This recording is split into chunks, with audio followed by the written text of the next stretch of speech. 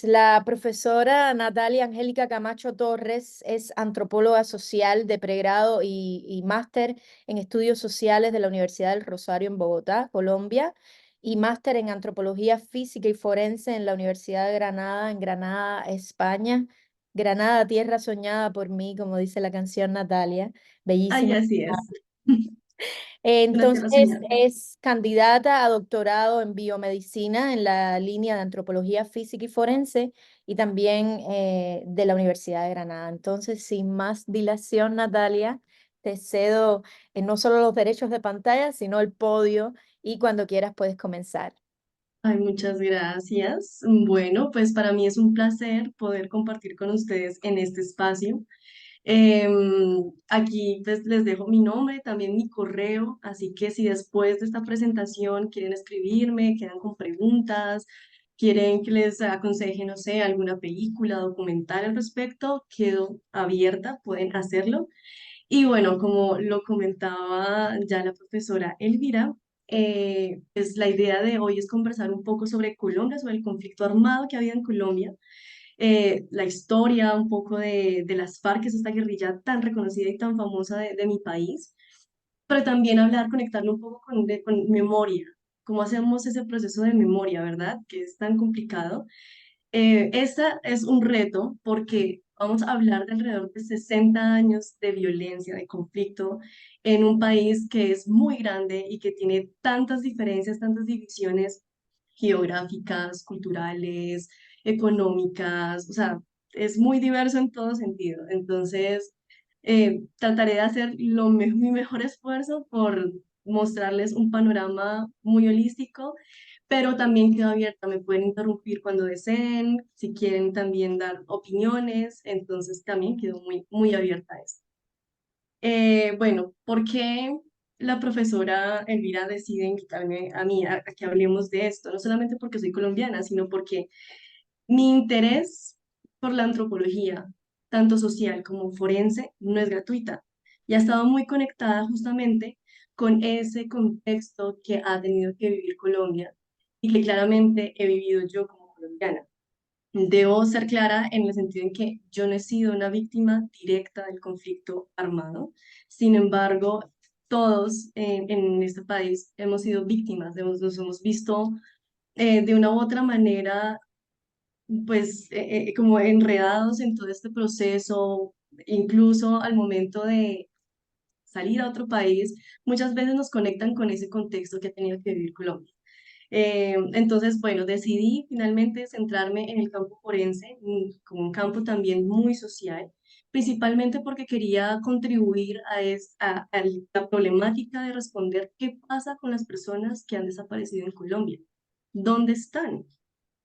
Porque hay una serie de familias, un grupo enorme de familias que están buscando a sus seres queridos y no los encuentran, y la incertidumbre puede convertirse en una tortura, es otra forma de tortura, cuando no puedes realizar el duelo, cuando no puedes llorar a esa persona que tanto quieres, cuando ya sabes que falleció, que murió, y te queda la duda de sigue vivo o no, sentirá frío, sentirá hambre, son preguntas que torturan a las familias. En ese sentido, empecé a vincularme mucho al campo forense. Mi primer contacto fue con este grupo, se llama Equitas. Equitas hace antropología forense independiente en el país. Claramente Colombia tiene organizaciones que se dedican al proceso de búsqueda, al proceso forense, al proceso de identificación, pero Equitas fue ese espacio que a mí me permitió conectarme con la antropología forense sin desvincularme 100% de lo social y con una mirada no institucional y no estatal de la desaparición y también del conflicto armado en Colombia. Entonces me permitió tener un panorama amplio y mucho más diverso y también me abrió los ojos para realizar mi doctorado. El proyecto que estoy realizando para el doctorado busca justamente responder a, bueno, hemos encontrado una serie de cuerpos, de cadáveres de los cuales desconocemos su identidad, pero que sabemos que están siendo buscados por alguien más, pero muchas veces no logramos dar con ese match. Entonces, la idea es poder recolectar muestras de cabello humano para poder construir este mapa que ustedes están viendo en pantalla. Este mapa es un mapa isotópico y la idea es que a través del cabello podamos medir las diferencias que tienen las personas del Caribe, compararlo con las personas que viven en el Pacífico y compararlo con las personas de los Andes, con las personas del Amazonas y con las personas de los llanos orientales, que es estas zonas que estoy señalando. Natalia, disculpa que te interrumpa, ¿puedes un poco ahondar en el término isotópico? Sí, justamente para allá iba. Los isótopos son los átomos que tenemos en nuestro cuerpo, tenemos pues composiciones, elementos, los típicos elementos de la tabla periódica, es decir, nitrógeno, oxígeno, carbono, todos estos están presentes en nuestro cuerpo y entran en nuestro cuerpo a partir de el agua que bebemos, la comida que comemos, el lugar en el que vivimos, la altura en la que se encuentra ese lugar en el que vivimos con relación al nivel del mar. Entonces, estos isótopos, todos tenemos hidrógeno en nuestro cabello y todos tenemos oxígeno, pero la cantidad, la abundancia que hay de oxígeno cambia. Por ejemplo, si yo comparo mi cabello con el de alguno de ustedes, la cantidad de oxígeno va a cambiar simplemente porque yo estoy al sur de América, en una ciudad que está a 2.600 metros a nivel del mar, y ustedes están en un lugar al norte de América, pero que está seguramente mucho más baja y que está con otra serie de como de golpes climáticos. Entonces, la abundancia va a ser totalmente diferente. Lo mismo pasa en Colombia. Como les decía, la geografía es tan distinta. Por ejemplo, los Andes, esta parte azulita, son ciudades generalmente muy altas sobre el nivel del mar, debido a las montañas que se forman allí. Entonces, si yo comparo la cantidad de oxígeno en mi cabello, yo soy de los Andes, con una persona del Pacífico que está al nivel del mar, voy a contar con mucho menos oxígeno y con mucho menos nitrógeno, por ejemplo. Seguramente la persona que vive cerca al mar va a consumir mucho más pescado o seafood, entonces va a tener niveles de nitrógeno más altos que una persona que vive en esta región del país, donde la producción principalmente es carne de res, carne vacuna. No sé cómo decirlo, que me entiendan en inglés, Perfecto, pero perfecto. Ujú. sí. Y esta es una fotografía para la preparación de estas muestras. Tuve la oportunidad de ir a Nashville, pero bueno, ahorita eso va más adelante. Pero entonces, ¿qué son los isótopos estables? Son esos elementos que se diferencian de los elementos normales porque son más pesados. Y lo que los hace estables es que no se degradan con el paso del tiempo. Por ejemplo, cuando tomamos cualquier otro elemento de la tabla periódica y lo dejamos pasar por largo tiempo, se va descomponiendo como lo haría un cuerpo. En cambio, los isótopos estables se mantienen a largo plazo. Entonces, esto nos permite tener los mismos datos a largo plazo para poderlos comparar. Esos son los isótopos estables. Este es mi proyecto. Y pues como les decía, tuve la oportunidad de preparar algunas de mis muestras ahí mismo en el laboratorio de Vanderbilt. Fue una experiencia muy interesante y la idea es próximamente poder contar con este mapa ya más consolidado. Esta imagen es de mi más reciente experiencia y esta experiencia las quería compartir porque me permitió sentir dos sentimientos totalmente opuestos, pero muy importantes con respecto a la realidad de mi país. La primera fue un sentimiento de desmoronarme, de tristeza profunda al encontrarme, pues bueno, el proyecto como tal era hacer una serie de asistencias y talleres en términos de búsqueda de personas desaparecidas a organizaciones estatales, también como organizaciones civiles que se encuentran en este proceso en un lugar muy específico de Colombia que se llama Cauca. Cauca, de hecho, se encuentra en esta parte, aquí el puntico azul. Entonces, encontrarme con una serie de historias crueles, fuertes, de personas que siguen buscando a sus seres queridos, que se han tenido que encontrar con burocracia al momento de colocar sus denuncias, al momento de pedir ayuda, pues realmente son historias que marcan. Pero a la vez con un sentimiento sentía el corazón completo, grande y sentía que se iba a salir de mi pecho también de felicidad, porque son personas que a pesar de la violencia que han tenido que sufrir, son personas que se encuentran dispuestas a a recibirte, a contarte su historia, a escuchar lo que tienes para decirles, muy dispuestas a atender, son muy serviciales y habla mucho de la resiliencia que hemos tenido como país. Esto fue pues una experiencia muy bonita y también quería colocar esta imagen porque muestra también esa diversidad cultural que nosotros tenemos. Y bueno, ya la profesora Elvira me ha ido contando que han ido tocando puntos de cuerpos políticos, ¿no? De cómo un cuerpo aparentemente físico, a partir de esa simbología, puede tener tantos matices. Puede volverse los cuerpos que se importan, los que no importan, los que sí, entonces esta imagen habla mucho de eso, porque el conflicto en Colombia ha tenido esa característica, que no todos lo hemos vivido de la misma manera. En este punto del Cauca hay grupos afrodescendientes, pero también indígenas, y también como ellos nos llaman a nosotros, mestizos. Y la forma en que cada uno ha tenido que vivir la violencia ha sido tan diferente, va marcada a partir de esos cuerpos, de cómo esos cuerpos lucen y cómo esos cuerpos son leídos por los demás. Entonces, bueno, son dentro de la cantidad de matices, cómo se vive un poco o cómo se vivió ese proceso de conflicto armado. Quiero que lo tengan muy presente, porque ahorita se viene una parte más como histórica, pero que es muy importante tener ahí en cuenta. Bueno, y la idea es conectar este tema, que es tan complejo, con esta idea de memoria, ¿verdad? Y antes de empezar como tal, me gustaría preguntarles, ¿cómo se conecta la antropología con la memoria histórica? ¿Ustedes qué creen? ¿Qué creen? ¿Cómo se conecta la antropología como disciplina con la memoria histórica? En sus propias palabras, no tienen que hablar de isótopos estables. No, no se asusten. Levanten la mano o háganme una ceñita, los tengo a todos en la pantalla. Yo veo algunas caras conocidas. No quisiera usar A ver, mi unas caras democracia. conocidas. Pues Natalia, adelante. A quien conozcas, pues que pague por pecador o por pecadora, ¿eh? Bueno, Catherine. Hola. Hola, Am, Catherine. Tomé la clase de Sociology en la semestre pasado y es interesante para aprender sobre las vidas de algunas personas a través de la investigación de sus, no sé la palabra, bones, Pues Huesos. huesos, sí. Y podemos aprender más sobre sus vidas a través de esta investigación sobre, es muy similar de los isotopía. Y- Isótopos, sí. Sí, sí.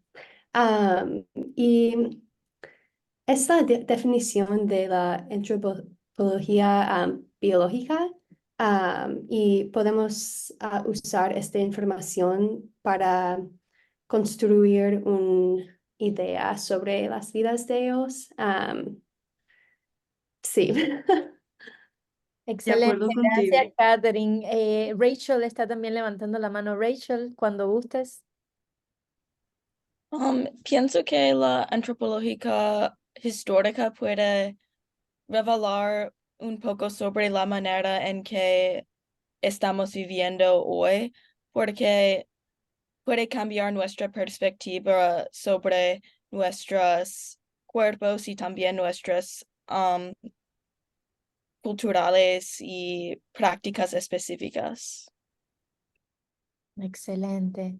De ¿Quiénes acuerdo, están 100%. haciendo su major o minor en antropología aquí o han tomado clases de antropología? Peyton, Peyton.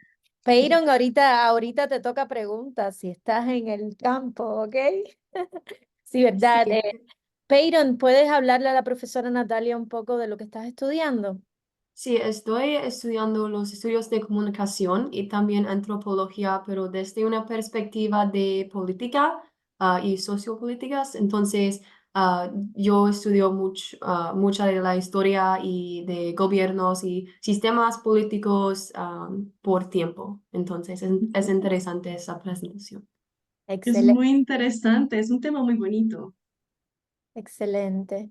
Pues Natalia, si gustas definir para ti con tus propias palabras qué sería memoria histórica, ¿no? Y cómo la Bueno, antropología.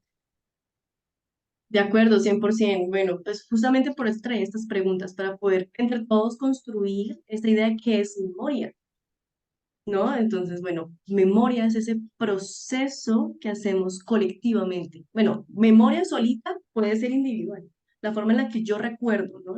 Forma en la que yo decido recordar, pero para recordar es muy importante saber también qué quiero olvidar.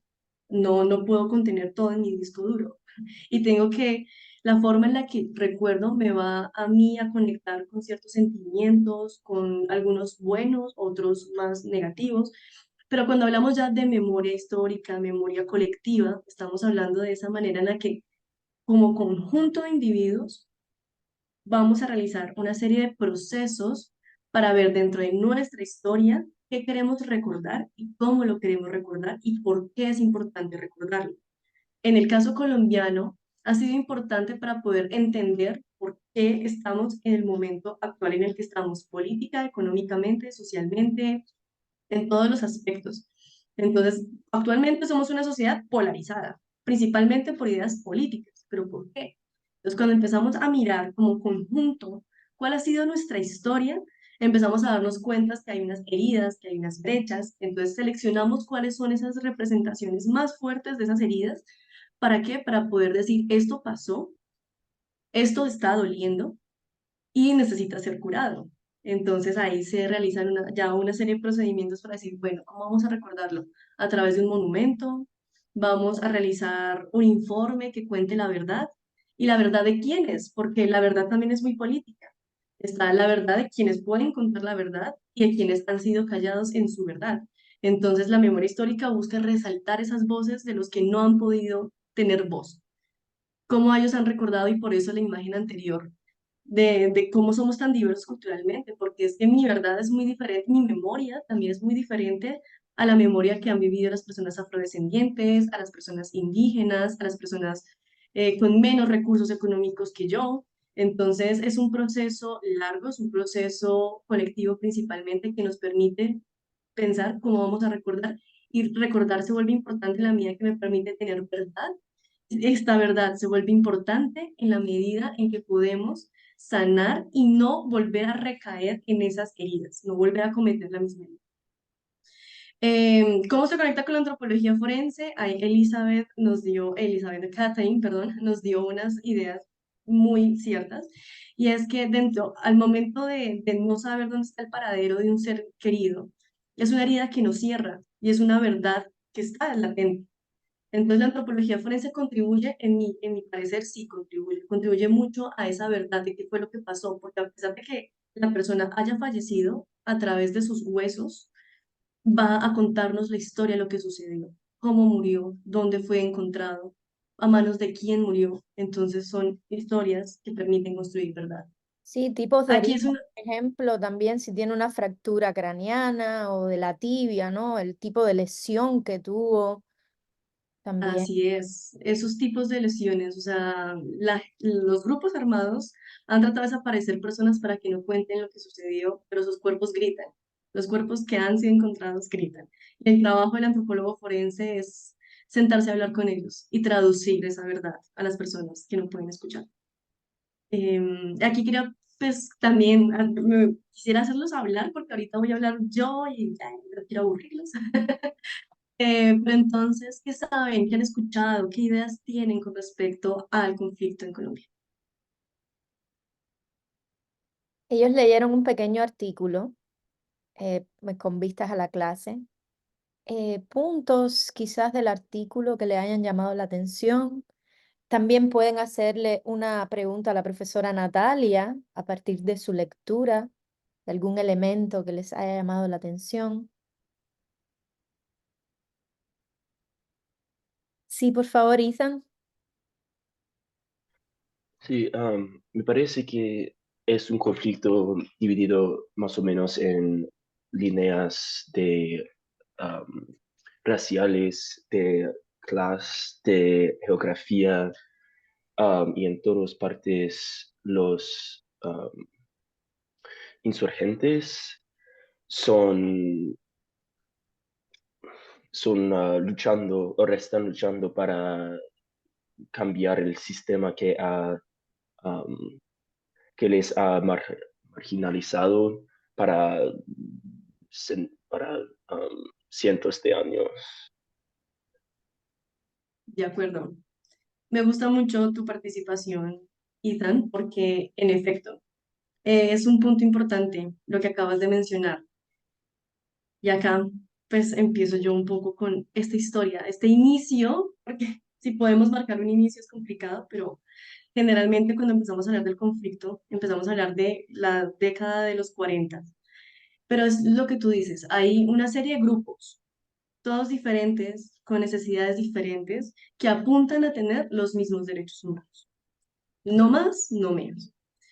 Pero entonces, ¿qué sucede? Que no sienten una representatividad dentro de su esfera social, dentro de su contexto social.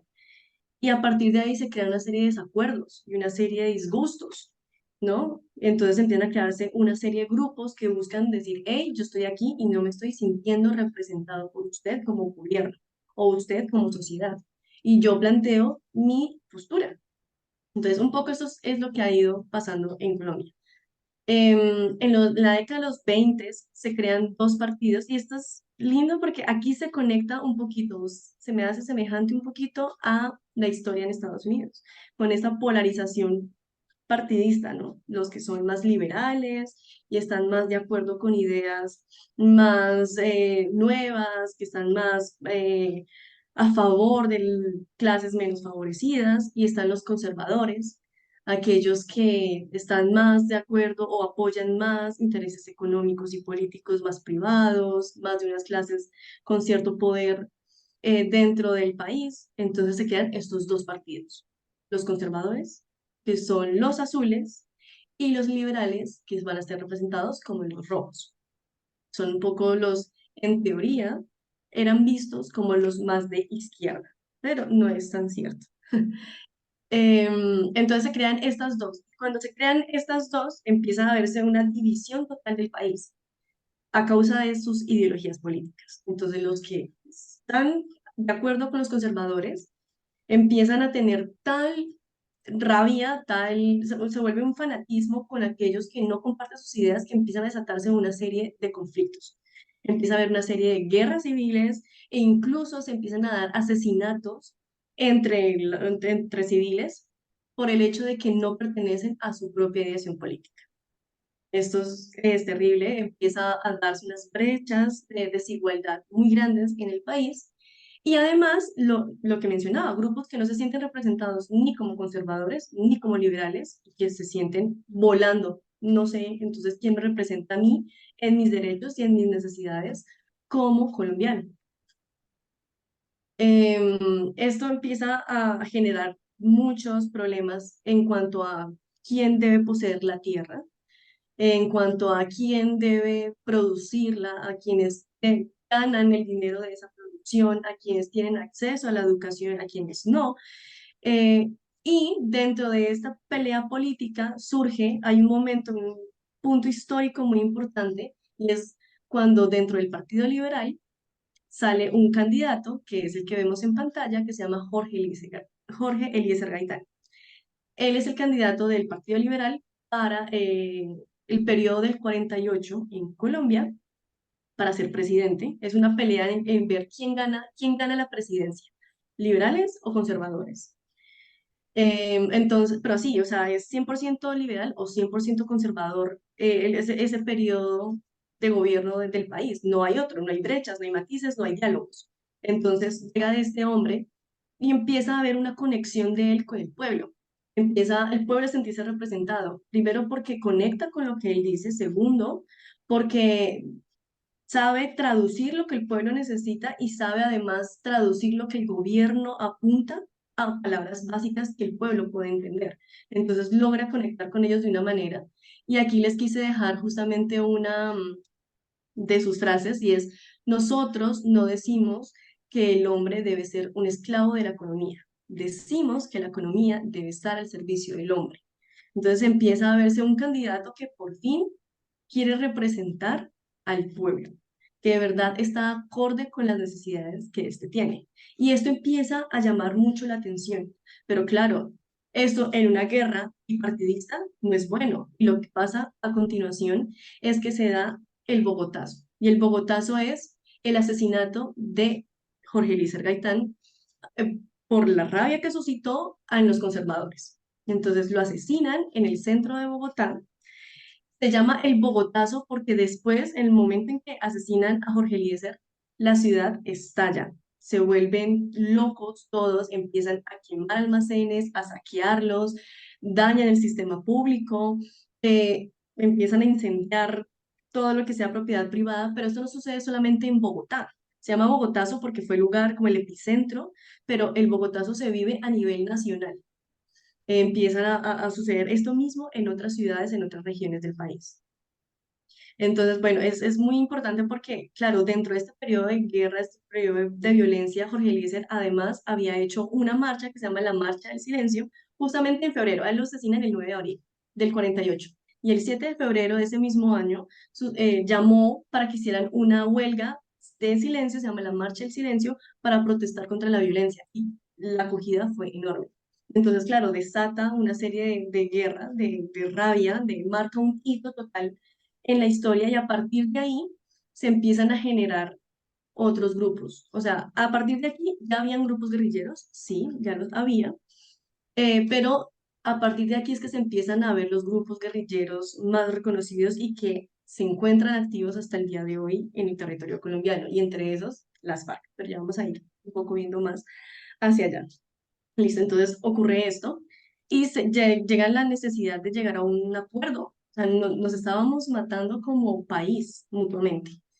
Entonces surge la necesidad de llegar a un acuerdo político que dé solución a esa problemática de violencia. Antes de que Entonces, continúes, Nati, discúlpame, porque quería hablar con ellos sobre la etimología de Bogotazo. O sea, Bogotazo viene de Bogotá, ¿ok? Y como ustedes saben, bueno, Bogotá, espacio colombiano, pero además el azo como sufijo lo que indica es aumentativo. Por ejemplo, lobo sería el sustantivo, lobito el diminutivo, lobazo, ¿no? Entonces se usa ese sufijo para aumentar. Entonces, precisamente como el lenguaje también se va adaptando en función de la exaltación o la exageración, ¿ok? Una pequeña reflexión lingüística, te cedo la palabra nuevamente, Natalia, porque no, una palabra tan extraña, quería que supieran, ¿no? Aunque muchos lo infirieron probablemente y muchas. pero igual gracias porque sí, es tal cual. Y Bogotazo como capital del país Claro. también, como que en la capital en que se da un estallido, literalmente fue un estallido, fue una magnitud muy grande. Bueno, este estallido pues se mantuvo a un plazo largo y se vivió principalmente en las zonas rurales del país. Entonces surge ese acuerdo que les estaba contando que se llama el Frente Nacional.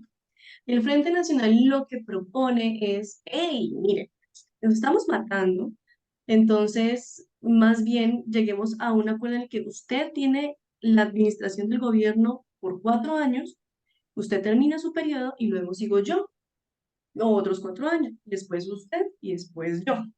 Pero cuando le toque a usted, su gobierno va a mantener en sus ministerios y dentro de su Senado algunos representantes de mi partido. Con eso mantenemos cierto nivel de diálogo. Y listo, se llegó a ese acuerdo, se llega al Frente Nacional, pero resulta que no se logra dar como tal, porque se da un golpe de Estado a manos de los grupos militares legítimos del país, o sea, un golpe militar, mejor dicho, en cabeza de Gustavo Rojas Pinilla.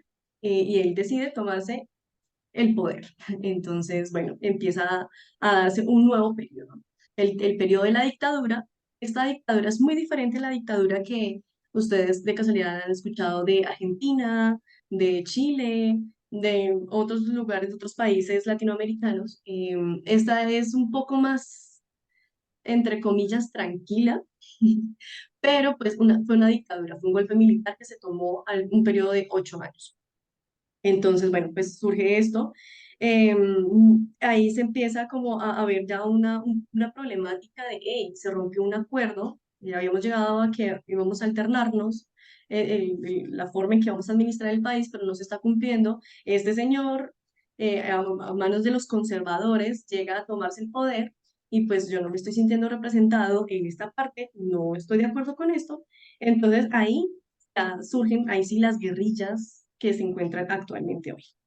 Entonces, bueno, empiezan a darse ya como una serie de problemáticas, ¿no? Porque primero, este Frente Nacional parecía una solución lógica, pero el problema es que ya no está monopolizado el poder, está duopolizado, o sea, sigue sin tener la representación de muchas personas, sigue sin tener en cuenta, sin seguir teniendo en cuenta muchas realidades de muchas de las personas que hacen parte del país.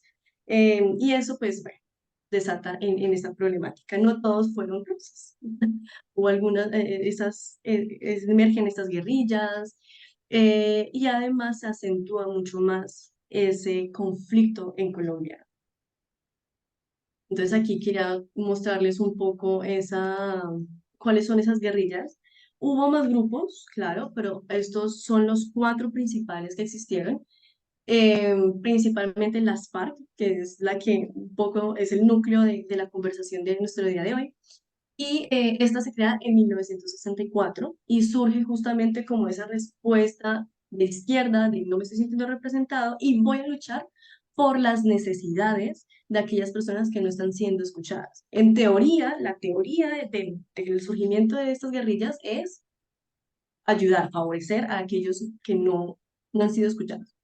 Lo mismo surge con el ELN, que surge en 1967. Entonces dice como, hey, sí, bueno, muy bonito esto de las FARC, pero yo tengo otra postura también de izquierda muy diferente y planeo entonces favorecer a otro tipo de personas, a otros grupos, veo la situación de una manera distinta. El movimiento 19 de abril, que se llama 19 de abril justamente por el periodo del Bogotazo, busca también, es decir, momento, yo planeo aquí también hacer como un contrapeso a ese gobierno para poder también pelear ciertas necesidades que no están no se están viendo representadas. Y por último, está el Ejército Popular de Liberación, que es el EPL, que este duró hasta el 2000 en el país, y se formó en 1966.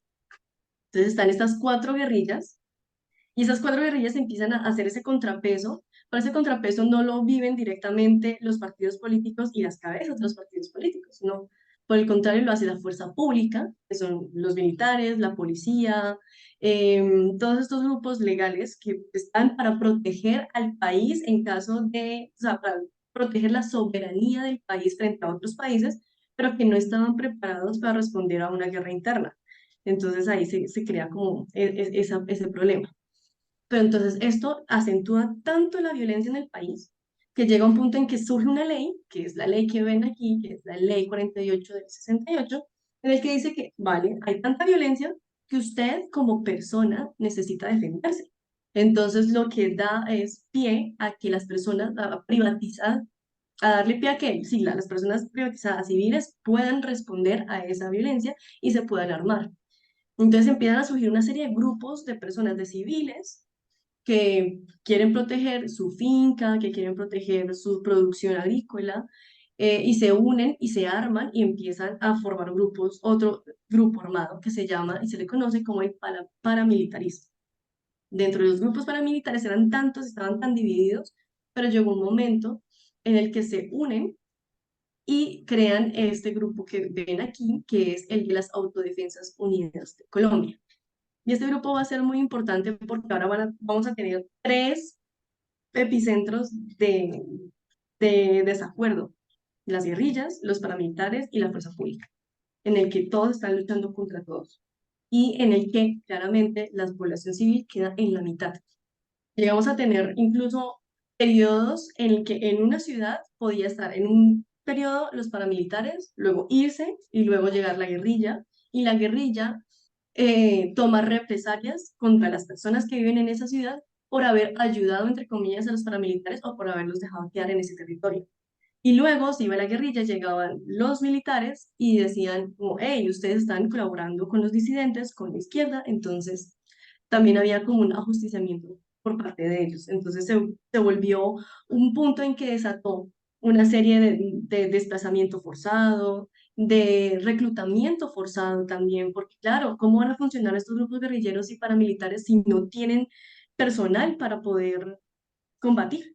Entonces empezaban a realizarse una serie de reclutamiento forzado, secuestros. Una de las formas que encontraron esos grupos para solventarse económicamente fue a través de secuestros, principalmente secuestros extorsivos, y no secuestraban a cualquier persona. O sea, también lo hacían, pero también buscaban a personas reconocidas para poder pedir dinero a cambio de su libertad. Pero esto no queda ahí, como que en el periodo de 1990 se acentúa mucho más, y es porque dentro de toda este enredo, esta maraña de actores en desacuerdo y llenos de rabia, entra el narcotráfico. Es un momento en el que el narcotráfico y la producción de drogas se fortalece mucho en el país. Y estos, para poder producir la hoja de coca, para poder producir esa materia prima colombiana, pues necesitaba entrar a territorio, y territorio al que principalmente estaba la guerrilla. Entonces, para usted quiere producir droga en mi territorio, puede hacerlo, pero me tiene que pagar por eso. Entonces, como que el narcotráfico se ve un poco apretado por esa extorsión que en Colombia se le conoce como vacuna. Entonces, pues, como que pidió ayuda a los paramilitares para decir, hey, defiendan, y yo le pago a usted para que me defienda de la guerrilla, porque estoy ya cansado de que me esté pidiendo dinero por producir mi mercancía. Entonces, Natalia, entra disculpa, vacuna como vaccine, como, como vaccine, oh, qué interesante. así se le llama, y es una metodología que hoy en día existe. Una persona que quiere abrir un emprendimiento, un negocio en algún territorio específico, generalmente rural en Colombia, tiene que pagar una vacuna para poder trabajar. Es una cosa, es una cosa complicada, muy difícil.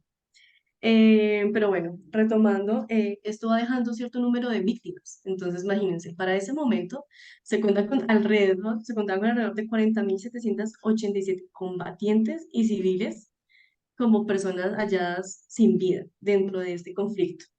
Aumentó el número de desaparecidos. Y el problema en este periodo del país es que todavía no se reconocía que había un conflicto interno. Ante los ojos del mundo, en Colombia había un problema, sí, como que habían desacuerdos, pero como tal, un conflicto interno, no, eso no sucedía. Esto impidió recibir ayuda también internacional para tratar de solventar esta problemática. El número de desaparecidos era enorme, pero tampoco había el concepto de desaparición, ni desaparición forzada. Entonces, si la persona desapareció, usted no sabe de ella, pero usted no sabe si se fue porque tiene otra familia o porque fue asesinado por un grupo militar, así que no vamos a hacer nada a cambio. Entonces, era un periodo muy complicado en el que no se sabía qué hacer en el caso de desaparición forzada, principalmente. Además, porque, claro, ¿cuál es la prueba del delito? El cuerpo. Hasta que no haya cuerpo, no hay delito. Un poco sucedía acá. Si no hay cuerpo, no hay delito, pero mi familiar es un hecho que desapareció. Entonces, bueno, suscitó nuevamente más violencia y más desigualdades. Entraron en dinámica otras violencias que no habían sido vistas anteriormente. Claro, esta problemática era notoria dentro del país, y el gobierno y diferentes grupos sí decían es necesario llegar a acuerdos. O sea, incluso los mismos grupos armados, las guerrillas, sabían que era necesario llegar a un punto y parar un momento, pero no lo iban a hacer si no recibían unas garantías a cambio. Nadie va a entregar sus armas si saben que después de hacerlo los van a asesinar o los van a encarcelar con cadenas casi que perpetuas. Entonces no había un consenso, habían varios diálogos, pero no había como tal consensos que llegaran a establecerse. Esto fue lo que sucedió justamente con el M-19, con el movimiento 19 de abril. Y es que llegaron a unos acuerdos con el gobierno para que lograran desarmarse, pero esos acuerdos no fueron cumplidos. Entonces lo que decidió hacer el M-19 fue tomarse el Palacio de Justicia, que está ubicado en el centro de Bogotá, y es en una parte del centro en el que está ubicada la casa del presidente, donde están todas las oficinas estatales más importantes del país. Se toman este palacio y deja un número de víctimas enormes cuando el ejército trata de volver a recuperar el palacio. Muere mucha gente, incendian el palacio y además desaparecen personas. Hasta el sol de hoy, o sea, el día de 1 de febrero de 2024, no hemos encontrado el paradero de estas personas.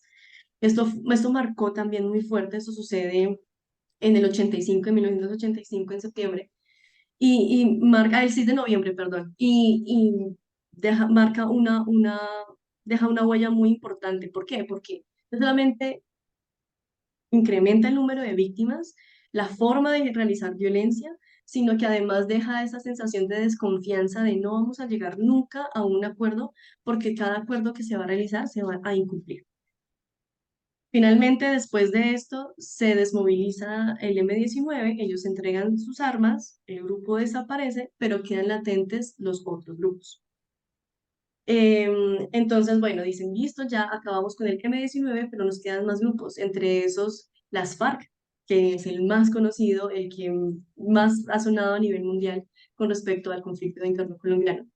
Entonces empiezan a tener algunas conversaciones, algunos acuerdos, principalmente gracias a Belisario Bentancur, que es el presidente que va a estar en ese periodo en Colombia en 1984. Él dice, vamos a llegar a algunos acuerdos. Para eso necesitamos establecer unos diálogos y esos diálogos se van a realizar en la Uribe, les quiero mostrar un poco para que se ubique. Ese es el mapa de Colombia. Esta figura en rojo es como parecido a decir un estado en Estados Unidos, pero aquí lo llamamos departamento. Es el departamento del Meta. Dentro del departamento del Meta es donde estaba operando principalmente las FARC y es donde más solía o suele producirse materia prima para el narcotráfico. Y dentro de Meta, que es esta figura que vamos a ver aquí, hay una pequeña región que se llama la Uribe. Entonces, este fue el lugar destinado para realizar esos diálogos de paz y para decir, hey, vamos a llegar a unos acuerdos, ustedes entregan las armas y nosotros le damos representación política, porque el problema inicial era ese, que solamente habían dos partidos y que no había representación de otro tipo de ideología política. Y así es como surge la Unión Patriótica. Y la Unión Patriótica es el tercer partido político que surge en Colombia y que además llega a tener mucho apoyo a nivel nacional. La Unión Patriótica realmente estaba representando las necesidades del país, estaba conectando muy bien con el pueblo, estaba ganando mucha popularidad y eso no gustó. No fue muy bien recibido por los partidos políticos anteriores, no fue muy bien recibido por los grupos guerrilleros que no eran las FARC, sino los otros latentes, y empezó toda una problemática que terminó en un genocidio. Básicamente, toda persona que perteneció a la Unión Patriótica la asesinaron. Cualquier persona que además estuviera de acuerdo o simpatizara con la Unión Patriótica también eran asesinados. Esto dejó una huella de muertos realmente enorme. La cifra es muy grande y va cambiando según el periodo de tiempo, pero finalmente la Unión Patriótica desaparece, pero no desaparece porque el partido se disolvió, sino porque no dejaron a nadie vivo prácticamente. Después de que esto sucede, vuelve a encrudecerse la guerra porque las FARC vuelven a tomar las armas y además llegan con mucha rabia de los acuerdos que fueron violentados. Entonces empiezan a revisar, se fomenta, se fortalece todo el proceso de secuestros, de asesinatos, de marcar presión, de realizar muchas también violencias contra acueductos, oleoductos, contaminando además el medio ambiente del país de una manera atroz. Estas imágenes las dejo porque son imágenes que se hicieron muy virales, que ella es Ingrid Betancourt, ha hecho parte dentro de la esfera del gobierno político y fue secuestrada a manos de las FARC. Y su caso fue muy sonado principalmente cuando se dio la liberación, que la liberación no se dio porque las FARC quisieran liberarla, sino que fue todo un operativo militar que se llevó a cabo. Pero es un poco para mencionar el momento en que Ingrid y Clara López han sido secuestradas, es en un periodo en que se vuelve a tratar de realizar unos diálogos. Con un nuevo periodo de una nueva presidencia, tratan de retomarse los diálogos, de decir, volvamos a entablar conversaciones porque no queremos, ustedes están descontrolados, están matando mucha gente, están muriendo muchas personas, vamos a volver a dialogar. Pues en estos diálogos perteneció Ingrid Betancourt y allí es donde la secuestran. Entonces vuelve a haber de nuevo esa sensación de desesperanza, de desconfianza. Los diálogos de paz pues no llegan a ningún lugar. Esa zona de distensión pues finalmente no funciona. Crean esa zona de distensión para poder llegar a sus diálogos en el que supuestamente no va a haber un cese al fuego y se incumple totalmente y durante ese periodo pues todo el proceso de diálogo se va, se pierde y hay un nuevo cambio de la presidencia. Este cambio, y acá les presento al hombre más amado y más odiado en el país, Álvaro Uribe Vélez.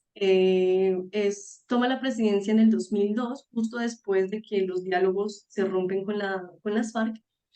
Pero entonces él llega con esta ideología de que no, se trató de dialogar, no se logró hacer, entonces vamos a aportar mano dura, porque si dejamos que la izquierda siga tomando cierto poder y tratamos de dialogar con ellos, se van a terminar tomando el poder del país total. Entonces llega con una visión totalmente anticomunista, antiizquierdista, anti todo, eh, implementa lo que se llama el Plan Patriota, que totalmente es intensificar el combate contra las FARC, contra todo grupo guerrillero, pero sí hubo un foco total en las FARC.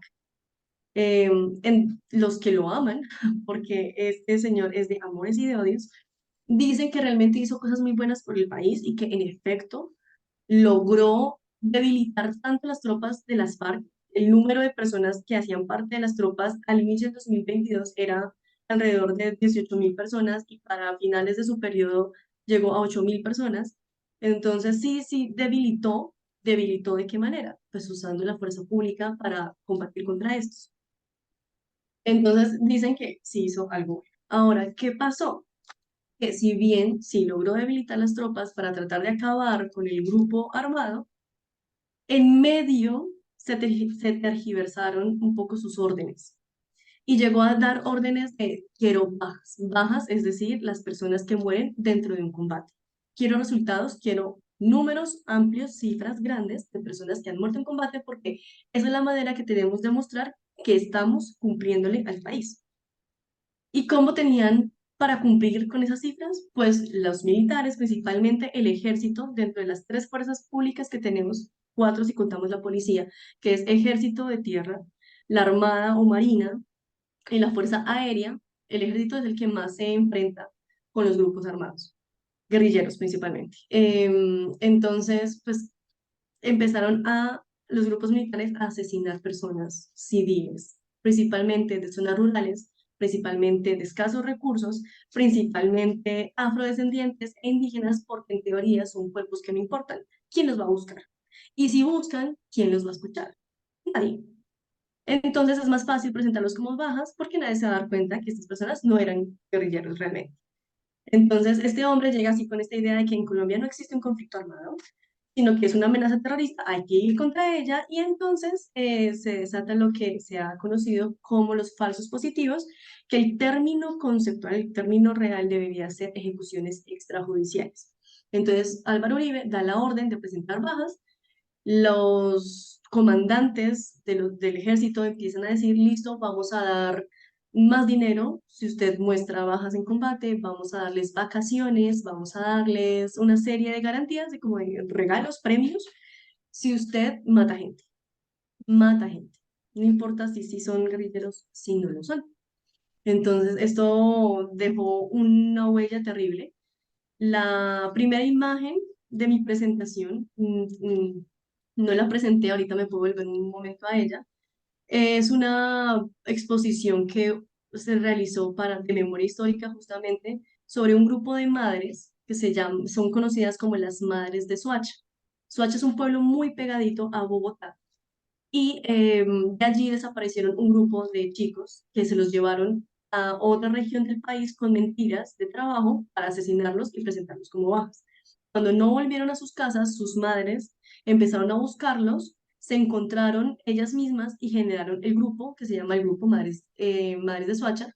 Y a partir de ahí fue que empezaron a hacer mucho meollo, mucha bulla con respecto a lo que estaba sucediendo. Y a partir de ahí es que se empieza a descubrir que este fenómeno de la ejecución extrajudicial está siendo pan de cada día dentro de los grupos militares. Esta es una exposición muy bonita que se llama Sudarios, la pueden buscar en internet y busca justamente desnudar la tristeza de estas madres y el dolor que representan en sus cuerpos con los cuerpos desaparecidos de sus seres queridos, de sus hijos. Nati, antes de que continúes, ahora que presentaste el término falsos positivos, yo recuerdo que tú me contaste una anécdota de las botas, ¿no? Pero quisiera que además de que te refieras a esa anécdota, me cuentes cómo se descubren estos falsos positivos, porque son cadáveres, ¿no? Supuestamente cuerpos sin valor, como tú misma has marcado. Entonces, cuéntanos un poco de esos falsos positivos, cómo se identifican. Claro que sí. Listo, entonces empieza a ver eso, un grupo de mujeres haciendo bulla. Sus hijos desaparecieron con promesas de trabajo que no aparecen, pero nadie las quiere en teoría escuchar. Pero al mismo tiempo empieza a aparecer grupos del ejército con números de cadáveres presentados en combate con una serie de características muy raras. Y eso es bonito porque lo descubrí cuando estuve trabajando con Equitas, fue el primer proyecto que yo apoyé con ellos. Y era leer una serie de testimonios y toda la información forense de estos cuerpos en combate. Para poder realizar todo el proceso de levantamiento de un cuerpo, se tiene que realizar un primer respondiente, que es quién encuentra el cuerpo o quién asesina el cuerpo, a la persona, en este caso. Ese primer respondiente tiene que recibirlo la autoridad judicial de Colombia, pero esto no estaba sucediendo. Era el ejército llevando los cuerpos, trasladando los cuerpos a hospitales. Listo, esos cuerpos llegaban a los hospitales. El siguiente procedimiento es llenar un formulario que se llama inspección técnica a cadáver. Esta inspección busca describir el cuerpo. ¿Qué prendas tiene? ¿Cuáles son las heridas? ¿Dónde están las heridas? Y hacer un croquis, un mapa del cuerpo y señalar dónde están esas heridas. Habían heridas que eran muy raras, habían heridas de contacto y eso no sucede en un combate. En un combate tú estás tratando de dispararle a tu enemigo a una distancia mientras te cubres, porque tu enemigo también te está tratando de disparar, pero a contacto es muy difícil. Quiere decir que tú tuviste a esa persona frente a frente, y por lo tanto no había un combate, tú no estabas siendo amenazado en ese momento. Al momento de escribir las prendas, encontraban que los uniformes, las tallas de size de los uniformes no correspondía al tamaño del cuerpo. Entonces, habían personas que tenían el uniforme militar, pero que no le entraba bien no le entraba la chaqueta o el pantalón. Y lo más gracioso es al momento de escribir las botas. Los guerrilleros usan un camuflado, un uniforme para poder camuflarse con la selva, pero usan botas de caucho porque es una bota que permite moverse mucho más fácil en el terreno. Los militares usan botas de cuero, botas militares. Los cuerpos empezaron a ser encontrados con botas del pie derecho en los dos pies, o con botas de tallas que no correspondían al pie, o con uniformes nuevos que todavía tenían la tirilla de nuevo puesta, o con ropa que se veía nueva. Otra de las cosas que llamaban la atención de estos cuerpos y cadáveres reportados por el ejército es que tenía un disparo en el pecho, pero la camiseta estaba intacta, no tenía el agujero de entrada. Entonces nos explicaban cómo pasó una bala sin romper la ropa, pero sí dañando el pecho de la persona. Entonces todo este tipo de cosas empezaron a llamar la atención y empezó a hacerse público cada vez más de qué está pasando. ¿Cómo es posible que una persona use dos botas derechas? ¿Cómo es posible que usen dos botas izquierdas o ropa nueva o que la ropa no corresponda con las heridas que tienen en el cuerpo? Otra de las cosas es que a pesar de que es guerra, hay unos acuerdos de cómo se debe llevar esa guerra. Y dentro de los acuerdos que tenía que seguir el Ejército Nacional de Colombia es si dejó al insurgente herido, se le tiene que preservar la salud, la supervivencia. Y esto se da principalmente después de que se hace una nueva constitución política. Esto sucede en 1991. Y con esa constitución política, pues el derecho fundamental es la vida. Independientemente de si esa persona es buena, es mala, si tiene crímenes, si no tiene crímenes, si tiene delitos, no importa, se tiene que cuidar la vida. Entonces ellos tenían que hacer eso. Pero los cuerpos tenían disparos en los brazos, en las piernas, lesiones que no son mortales o que son mortales a largo plazo, cuando llevas 2 días, 3 días sin atención médica. Entonces se veía negligencia por parte de los grupos del ejército al momento de, hey, esta persona pudo sobrevivir si hubiese recibido la atención médica a tiempo, cosa que era su trabajo y no lo hizo.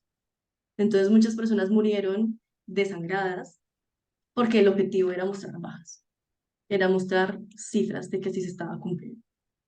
Yo les traía estas cifras. Esto es una serie de cifras de víctimas que ha estado recabando la unidad de víctimas. La unidad de víctimas es una unidad estatal que ha recolectado diferentes tipos de violencias para poder describir también qué es una víctima, porque muchas personas dirán, si es guerrillero y asesino personas, no es una víctima, pero si esa persona está en el grupo porque fue reclutado forzadamente, también es una víctima. Entonces, como lograr describir qué es una víctima y cuántas víctimas hay en el país ha sido un reto, ha sido un desafío, y la unidad de víctimas se ha encargado de tratar de realizar este trabajo.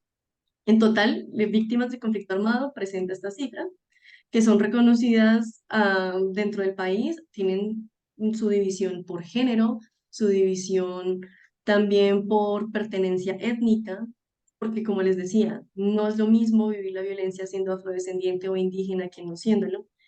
El ciclo vital, muchas de estas personas discapacitadas. Y esto fue otro de los puntos que permitió dar cuenta de estos falsos positivos. Para poder presentarse a un combate, tú necesitas tener todas las facultades sanas para poder responder ante un combate. Pero muchas veces pasaba que encontraban personas discapacitadas, tanto físicamente como intelectual, bueno, no discapacitadas, con otras Habilidades. capacidades, con otras habilidades, pero que claramente estas no correspondían con lo que se necesita para un combate. Es más, dentro de los casos más sonados era el caso de un muchacho de un pueblo que tenía un problema en su brazo, tenía el brazo más corto y él andaba así. Esta era la postura de su brazo todo el tiempo. Claro, no era como la persona que estaba sola en el pueblo. Para el ejército fue muy fácil llevárselo, matarlo, y como no sabían qué hacer con este movimiento, le colocaron una granada en su mano para decir, es que nos iba a atentar contra el ejército, teníamos que matarlo. Cuando empiezan a realizar todo el proceso de inspección de técnica, cada vez se dan cuenta que el brazo no puede hacer el movimiento de lanzar. Por lo tanto, no había forma de que esa persona hubiese atentado contra el Ejército Nacional. Entonces, muchas veces las personas que tenían alguna dificultad intelectual, física, múltiple, eran las principales víctimas, porque eran personas que prácticamente no interesaban, no había quien los buscara y qué iba a pasar con ellos. Es muy triste. Cuando se empieza a hacer mucho más famoso, a descubrirse que era una realidad, porque empezó como rumores y ya luego se establece que sí estaba pasando esto, ya empezaron a darse estos flyers. Y además se cree, esto es un mural que se pintó en Bogotá, el cual fue tapado después. Y es quién dio la orden. Porque claro, cuando empiezan a mirar, ¿usted por qué lo hizo? Preguntándole al soldado, el soldado no es que fue la orden que me dieron. Mirar a su superior, ¿quién le dio la orden? No, fue mi superior. Mirar quién. Y así poco a poco se va escalando hasta que se llega a Álvaro Uribe Vélez. No hay un documento escrito que diga que en efecto él dio orden de dispararle a civiles, no, pero la orden fue dada de tal manera que se interpretara. No queda escrito específicamente, pero la orden está. ¿Cuántas víctimas se tienen contabilizadas de estas ejecuciones extrajudiciales? 6.402 personas. es una cifra muy triste. Cuando tuve la oportunidad de trabajar con Équitas en este tema, em, realmente para mí era muy duro poder leer los relatos, porque eran las sentencias donde las familias, incluso los compañeros, los soldados, cuando ya decidían contar la verdad, entre llanto contaban cómo habían sucedido las cosas. Y habían relatos así como, entre paréntesis, mamá llora, la mamá llora o la señora llora, se le entrecorta la voz. Este tipo de cosas mientras decían, no, pues yo le dije, váyase hacia adelante y cuando empezó a caminar, le disparamos por la espalda. No se lo esperaba. Incluso hay un caso muy famoso de un cabo, de un militar que no quiso hacer parte de ese fenómeno y terminó siendo asesinado, como si fuese una baja en combate. No podían presentarlo como guerrillero, pero lo que sí hicieron fue presentar como un militar que se murió después de un combate y no había habido combate. También hubo falsificación de documento público, es decir, los militares después de un enfrentamiento tienen que mostrar eh, cuánta material de guerra se gastó, en dónde sucedió, las coordenadas, qué información, qué inteligencia había antes del combate para saber que ahí estaba el enemigo, y no coincidían. Decían que el combate había sido hoy, pero la información de inteligencia tiene fecha de mañana, y además se gastó un material de guerra, pero habían menos soldados, y no se daba o sea, un combate no se da con 3 soldados, se da con un grupo mucho más robusto de personal. Entonces fue una serie de cosas inusuales que no concordaban, lo que terminó haciendo estallar esta noticia de las ejecuciones extrajudiciales. ¿Esa era la anécdota o había otra No, más? exactamente, exactamente, sí, sí. Listo. ¿Qué pasa? Por fin sale Álvaro Uribe del periodo. Yo les hablé hace poco de una pequeña dictadura que hubo en Colombia a manos de Rojas Pinilla. Y Rojas Pinilla estuvo 2 periodos, o sea, nuestra presidencia dura 4 años, estuvo 2, tuvo 8 años en total. Y eso se le denominó como una dictadura porque fue un golpe militar. Este señor duró también ese periodo de 8 años por reelección. Se supone que no estaba permitido reelegir a un presidente. Y él cambió la política de tal manera que pudiera ser reelecto, fue reelecto, porque la gente realmente creyó en él, en que realmente estaba debilitando la guerrilla y por lo tanto la guerra, y pues realmente no fue así, y terminó mucho tiempo en el poder haciendo mucho daño. Y por eso también están las personas que lo odian muchísimo. Y cuando por fin salió del poder, entra Juan Manuel Santos.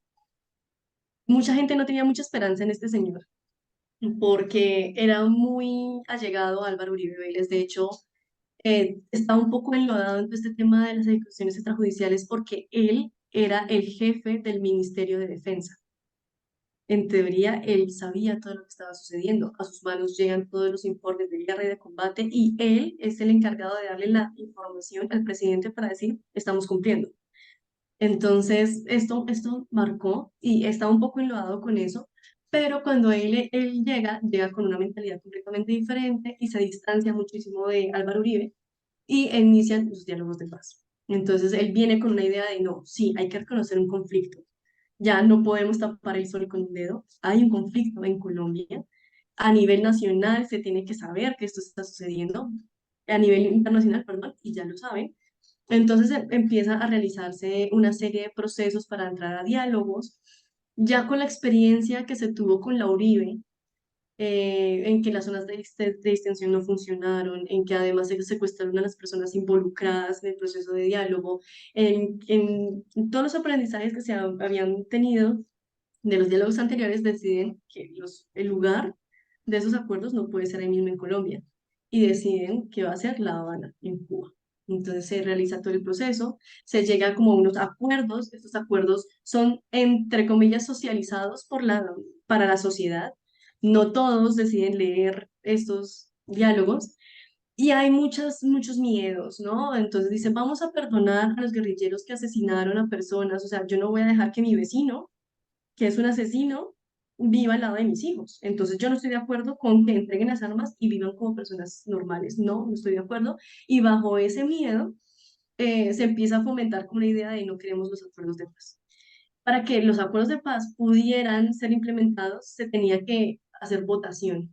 A eso se le conoce como un plebiscito. Se le hizo un plebiscito para que todos votaran si querían acuerdos de paz o no querían acuerdos de paz. Tristemente, gana el no, por miedos, por rumores, por rencores también y con justa razón. Gana el no. En teoría no se tenían que haber implementado los acuerdos de paz. Sin embargo, siguieron los diálogos. Se supone que se iba a reestructurar los acuerdos de paz y volverse a socializar, pero lo que hicieron fue reestructurarlos e implementarlos. Y se firmó el acuerdo de paz. Esto generó de nuevo mucha división dentro del país. Los que decían es necesaria la paz, es necesario llegar a acuerdos, y los que decían no, no estoy de acuerdo, primero, porque no es fácil perdonar, segundo, porque no sé cómo van a ser reinsertados. O sea, miren lo que pasó con la Unión Patriótica, entregaron las armas y los asesinaron a todos. Esto va a volver a pasar con las FARC. Y tercero, porque decían, listo, los acuerdos, estamos de acuerdo con los acuerdos, pero faltan muchas cosas en esos acuerdos. Dentro de esos acuerdos falta una perspectiva de género. No es lo mismo las violaciones que vive una mujer como objeto de guerra a como las vive un hombre. No es lo mismo el conflicto armado cuando eres una persona trans. Entonces era como tratar de implementar un enfoque diferencial dentro de esos acuerdos. Se trató de hacer, pero no exitosamente. Entonces igual se implementaron. Eh, Gana un Nobel de Paz este hombre por la implementación de los acuerdos y bueno, realmente se logran entregar alrededor de 7.132 armas. Se dejan algunas para proteger ese proceso de desmovilización y de reinserción de la sociedad de las FARC. Se crea además un partido político que tenga representación pues de esta guerrilla, y con las armas entregadas, la propuesta era fundirlas para luego crear monumentos de memoria, para Tremendo. recordar y para poder no repetir esto que estaba sucediendo. Pues los acuerdos, ¿qué pasa con los acuerdos? Que después de Juan Manuel Santos, los acuerdos pues se han ido deteriorando. No hubo unas condiciones de seguridad reales para estas personas que dejaron las armas.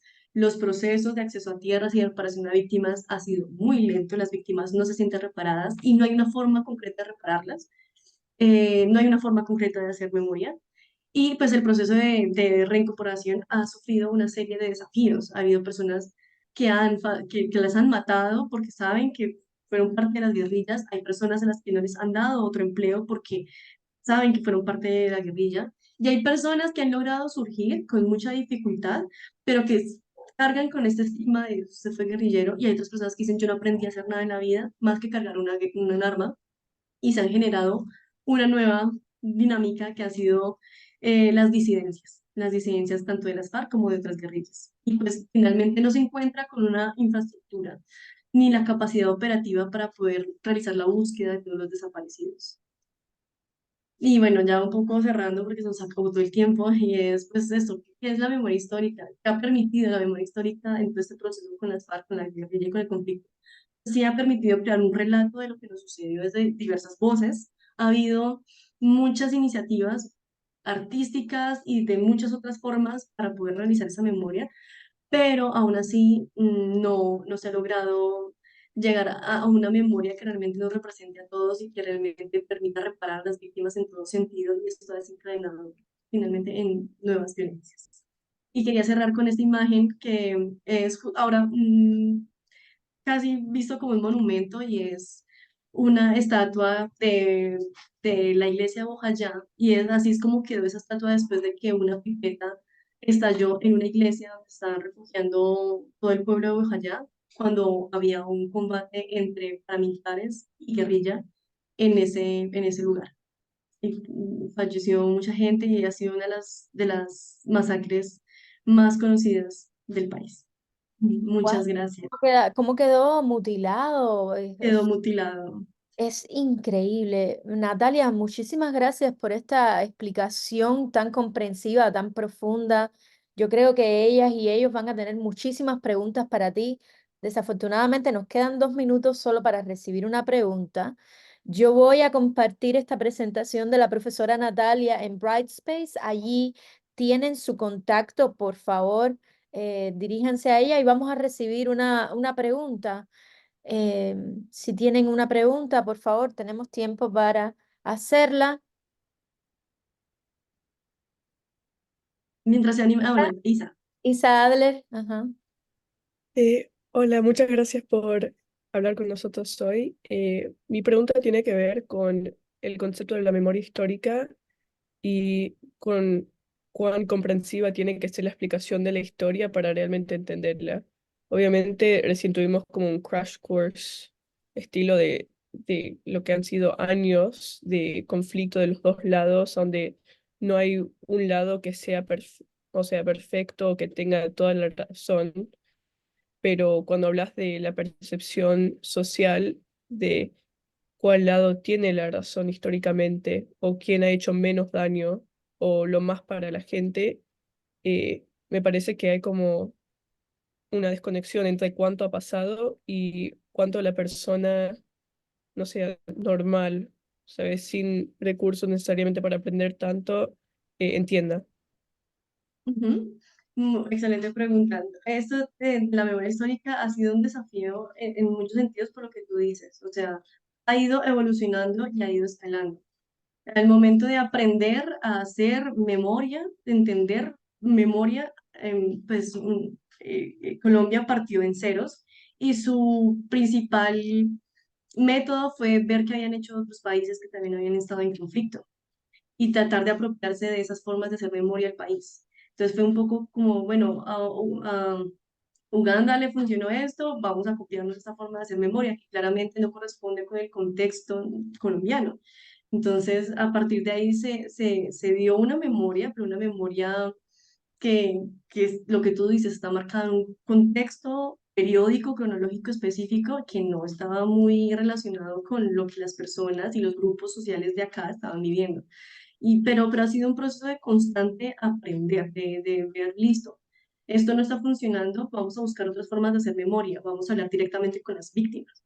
Pero entonces, ¿qué vamos a entender por víctimas? Y empezar a ver esos contrastes entre, para mí una víctima es esta y para esta otra persona es esta otra y no hay una compatibilidad.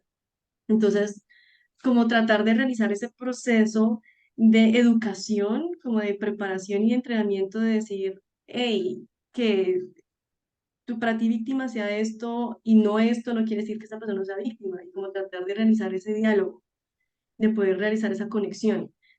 Pero ha sido todo un proceso y ha sido un proceso que ha sido mucho más cercano a aquellos que han estado más interesados en este proceso de memoria que a una persona del común que se queda muchas veces con lo que escucha en medios de comunicación o que escucha de rumores. Entonces ahí se da una serie de rupturas también sobre qué es esa memoria.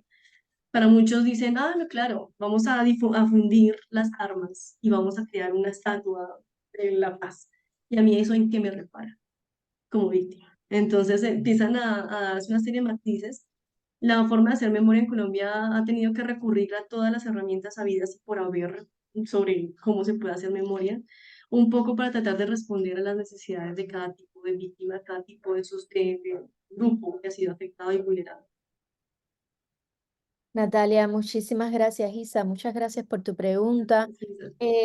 Para cerrar, nada más quería decir que ustedes en su primera presentación oral van a tener la oportunidad de ahondar, de profundizar en uno de los tópicos que cubrimos en la clase, en uno de los temas, de las cuestiones que abordamos, y esta pudiera ser también un buen tema, este pudiera ser un buen tema para sus presentaciones. Les pasaré el contacto de la profesora Natalia. Natalia, muchísimas gracias. Ha sido Con un mucho gusto. gusto y un privilegio.